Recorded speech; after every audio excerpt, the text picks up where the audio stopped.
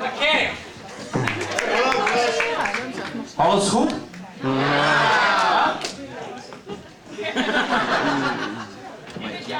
Ja, prima. Nu wel, hè? Ja, nu wel. Biertje. Biertje. So we don't really get grosh in Canada. I mean, we can, but it's kind of hard. We have to. It's considered underground liquor. So when we come to Nederland, then that's the first thing we ask for. You know. Because actually, as I've told some people, I used to live in Den Haag for a short while. When I did a series a long time ago, the Zomer van 45. Some of you probably remember it, others don't, and who cares, yeah? I understand. I don't care either. It was a good time. I enjoyed working here. Anyway, Doug and I are the two bald guy, the booby twins. That's right, the booby twins. That's right. And well, any wonderful questions? That any things we can enlighten you with? Yes. Hi. You did a movie with Jean-Claude Van Damme, Replicant. Yes. Paul McGillion, your Atlantis colleague. Thank you. In the same movie, Paul McGillion from Atlantis. Yes. Did you meet him or? I know Paul. Yeah, did I meet Paul while shooting? Yes. Not actually while we were shooting, but I know Paul. I've run into him many a time. Unfortunately. I'm just kidding. Paul's a very nice guy. In fact, I just ran into him a couple of days ago, just before I came here. He was doing some ADR for Stargate Atlantis, and I was doing ADR for a film called Premonition, which was doing, about terrorists. In the same movie, you also had a fight scene with Jean-Claude. That's right. And did I Jean-Claude kick him? Huh? Did I do it? All right. Hey. Jean-Claude is known not to hold back. Oh yeah. He always likes to experiment. He just wants to see if you're ready. And if you're not ready, you get into some problems. But he's actually a nice man to work with. But unfortunately, he does get carried away when he likes to do his fight scenes. And especially if there's a room full of stuntmen and lots of testosterone, you got to be ready. All right. But well, you know, Klein beertje, and you just go into the room and say, okay, Claude, give me your best, baby. All right. It all depends how much you're paying. That's right. We're prostitutes. We'll do anything for money. Of course, Doug is speaking for himself, though. But, you know, I mean, him the prostitute, I'm the pimp. So financially, it all works out. It all works out in the end, yeah. Yes, it certainly does. Okay. So? Okay. What season are you guys up to now in Stargate here in Hey. So I'm still alive. He doesn't exist yet. Hey. He doesn't come into what, season 6? Well, see, that's good. I can be doing these conventions for another 10 years. I'm too old. Oh, he died a long time ago. That's a good thing. I can tell you anything. Huh? I can tell you anything. That's right. You know all the gossip. That's right. Yeah. Yes, sir. I have a question which I ask quite often. As actors, what do you each find that you've learnt as yourselves from the roles that you perform? Because as an actor, you give out from inside, but you're also taking in from the role itself. You've got to try and build into the role. What did you learn from the roles that you perform? I like to blow up things now. I don't take no for an answer.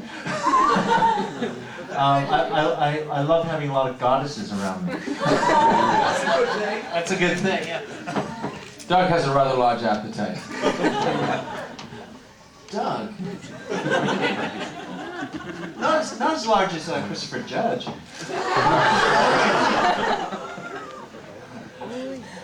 Well, that's why Chris likes to drink a lot. But go ahead. We're lightweights compared to Christopher Judge. I mean, do you guys know, like, he's a good Scotch boy. Bottle, he does triple Scotches. Can't keep up with That's him. right. And Especially in England. I live actually very close to Chris, and on a semi-regular basis go up for the weekend. And, Chris, he likes to drink. But in fairness to him, actually, Monday to Friday he's fairly mellow. He is. He's actually a good family man. He's got two boys and a little girl. So I mean, And another kid coming on this next year. So. Absolutely. Chris keeps himself busy. That's why we all go up there on the weekend. Because just like on set, we get to watch him. And as you know, Anubis likes to watch. I thought Anubis liked to do. Oh yeah, he likes to do, and he likes to watch, he likes to do, he likes to watch. You know, it's kind of that power, that control thing, you know. But like I said, you never know what goes on underneath that cloak that he wears, right? Speechless. Okay. Come around for kisses later. All right. I'm the kissing god. Oh yeah. You guys must know that. You better careful. Starts with a kiss and then moves elsewhere. Where's Esther? Ask Esther. Do you have to be bold? Do you have to be bold to be gold? You have to be what? Do you have to be bold to be To be gold? bald? No. No. You have to be you have to be bold to be virile. And there's nothing like a virile gold. You know what I mean? There's no Viagra going through these bald guys. No, in answer to the question, no. I mean, a lot of the gold and come in all sorts and sizes. Well, look at Peter Williams, all that hair he has. Yeah. Prophet. Well, he doesn't have very much anymore, though. No. No, Peter's lost it. Yeah. Desert wind. That's right. Yes. Are you currently working on any other projects in the future? Right now, for me, I'm just doing these conventions. I've got one more in Frankfurt, and then I go to Montreal, and then I'm on holidays for 3 months, probably. Davy's got something coming up. Yeah, just finished a film premonition. I did another film called Bloodsuckers about vampires. Do you suck or do you get sucked? Can you tell? No, thankfully I'm the sucker. I'm always interested in being the sucker. I don't want to be the sucky, you know. Plus it pays better, right? Something about the Wild McLeans. Oh, Wild McLeans. Actually, we're going to be shooting some stuff in December in the Rockies. What's it about? Actually, it's based on a true story of a Scottish family that lived in British Columbia, Western Canada, and they're half Scottish, half Aboriginal, being North American Indian, and it's basically about the trials and tribulations of a mother who is bringing up her sons, who later become the Wild McLeans. It's like Canada's answer to Jesse James, the James Gang. The good thing or interesting thing about this story, though, it deals with women's issues, racism, a lot of things that actually are very important factors, obviously, in today's society, right? And also, Aboriginal rights. So it is a Western, but it's not like a Young Guns 3 or 4 or 5, right? It's got a little bit of depth to it. It deals with a lot There's of... no tit and ass? Unfortunately, Dougie, so you know what? I mean, there's nothing in it for you. How are you going to sell it? How are you going to sell it? Well, there are other ways of selling it. It's like, we've got naked horses. Oh, you have naked horses? I'm telling you. Are they excited naked horses? Oh, yeah. Is that a cow, or are you just happy to see No, it's a horse, and it's a stallion, baby. It's a stallion. How does it get up in the morning? No. Sweetheart, it doesn't have to get up. It just stays there. It sleeps standing up. How big are the guns? Speak as I can get. Thank you. Okay, you're welcome. Any other questions? Yep. Yes. Yes, sir. Scream it up. Just noticed that you were both from Western Canada, as I myself am. You went to the University of Calgary, which I'm currently a student at. Oh, you are? Yeah. Oh, come here.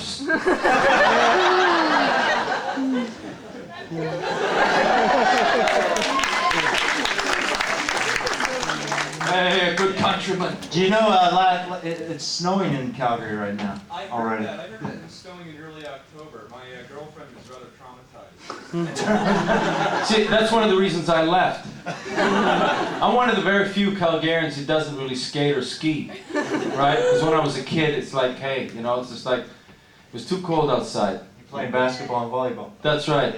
Yeah. You're missing out. Best skiing in the world. Absolutely. I had a question. Coming from like Canada, was there any problem in, or what was the experience of going to mostly American sets? Was it like an issue, or did they even notice it? Or you just going to American shows at all? Was it? Well, I mean, we're shooting up in Vancouver most of the stuff up, so it's all Canadian directors. Well, not directors, but crew and everything. There's never any of that problem. But with our accents, or supposed accents, but we don't have it anymore because we're professionals. That's right. They used to, 7 years ago, 8 years ago, they were always concerned about the Canadian accent. Hey. And then so many Canadians, like got on their shows and everything that, like everything else, they got used to it. And like I said, Davey and mine, we travel so much, we haven't got our accents anymore. Well, it's like, as Dougie says, I mean, Western Canada, especially Vancouver, has been is labeled the runaway production spot. It's like North Hollywood, but a lot of the, you know, of course, certain American productions, they resent the fact that, you know, a lot of productions are being shot up in British Columbia, in Canada specifically, but it's only because our Canadian dollar is relatively weak in comparison to the US dollar. But admittedly, as Doug and I know, and a lot of actors who have made a pretty good living in the last 10 or 15 years in Canada, you know, California is making it rather more difficult. They are inventing a lot of tax incentives for the American companies to stay in the States. And of course, our government, as per usual, when something good is happening, they want to dip into it. So what we're actually pulling back on our tax incentives. So who knows what to say? And plus, you know, the Canadian dollar is getting stronger. So it's a very actually labor sort of answer to your question. But who knows? But for the most part, I have to say that Americans, they don't know the difference. I mean, the thing as Dougie says, I mean, there's some of us that work pretty often, and you just learn to become a part of the whole unit of the family that works in LA or Vancouver, and you come across so many actors all the time that are, and they just actually assume eventually that you're from LA, right? You just don't tell them anything different. They say, well, have your tits been done yet? And I'm You're from telling LA. you, and I'm telling you, when they look at Doug, they wonder why, you know? Aw, Davey. Don't worry, Doug. How much reality TV is here in Holland? Much? Is it Dutch reality TV, or is it from the United States and everything? Both. Okay. What do you think of reality TV? Don't you think? It's a cycle. It's got to run its course. Huh? I mean, what boring? I mean, you know, the odd show, okay, but just there's so many shows now just dealing with mundane subject matters. I mean, for the most part, you really interested in that kind of stuff? I'm sad to say that Big Brother was a Dutch invention. That's right. That's yeah. right. Okay, that's it. You hear that, Doug? Yeah. Blame the Dutch. Okay, now. Okay. Let's see who says. Achilles? Okay, he'd have to shave himself. You know, George is very hairy. Yes, he's got a hairy back. George Clooney. Okay, who else? Michael Shanks. Okay, wait a minute. You know what? This is getting worse. It's getting worse. Daddy, of course we choose you. No, you don't have to choose us. No. George Clooney?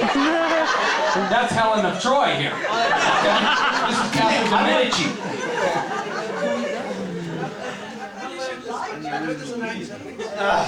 That's like Heath Ledger. Who? Is there an actor called Dougie? Dougie. He could play Achilles. No, he's Helen of Troy. That's it, he's cast, okay? Just CGI it together. CJ. Okay. Siamese twins. Siamese. All right. What is this? There we go.